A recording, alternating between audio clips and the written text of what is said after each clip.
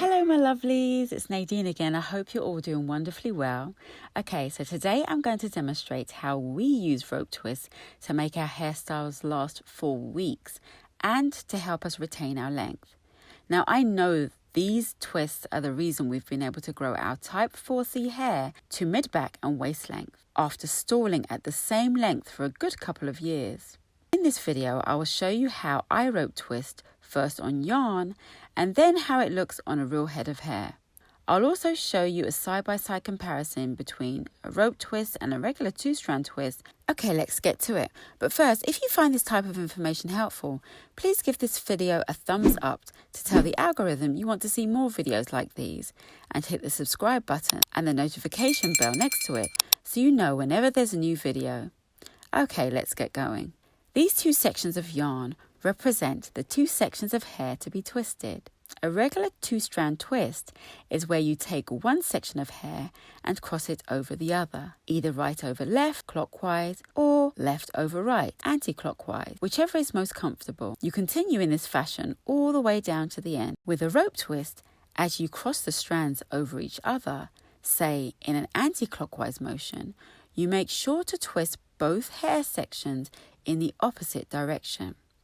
So, if you're braiding the hair right over left in an anti-clockwise motion, you twist both strands in a clockwise motion. If braiding hair clockwise, then you would twist the hair anti-clockwise. Twist clockwise, twist clockwise, twist clockwise. This results in a much firmer and more robust braid where all your hair strands are locked into position. Now let's see what this looks like on a real head of hair. Okay guys, quick disclaimer. This video was shot just prior to washing and my daughter is a pro at rolling around in the hay outside. Exhibit A and B. So yes, hay may make an appearance in this video, who knows? I'm apologizing in advance. So the key to long-lasting twists and rope twists is to braid on hair that's wet or damp, not dry. Hair will set and lock into position as it dries. As you can see here, I'm starting with a regular twist. To be honest guys, I was really finding it difficult not to rope twist. Wow, that muscle memory game is strong. I think I'm actually twisting a little bit, but anyway, here's my attempt at a regular twist. As you can see, it isn't very firm and it's starting to unravel a little at the base. This twist would not last us very long. Smaller twists would probably have worked, but as we've discovered, the longer your hair gets, the less it's able to withstand the manipulation of undoing small braids. Okay, let's demonstrate a rope twist. This is the movement I would make with my fingers.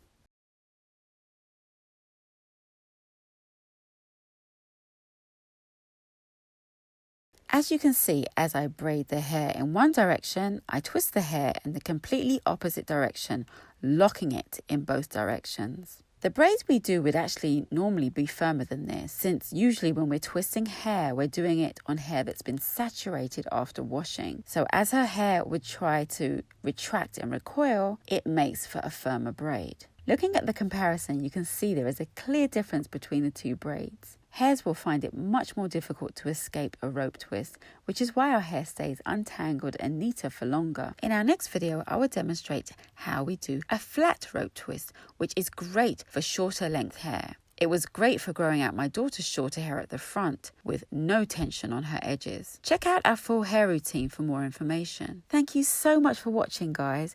Don't forget to subscribe for more videos and I will see you next Sunday.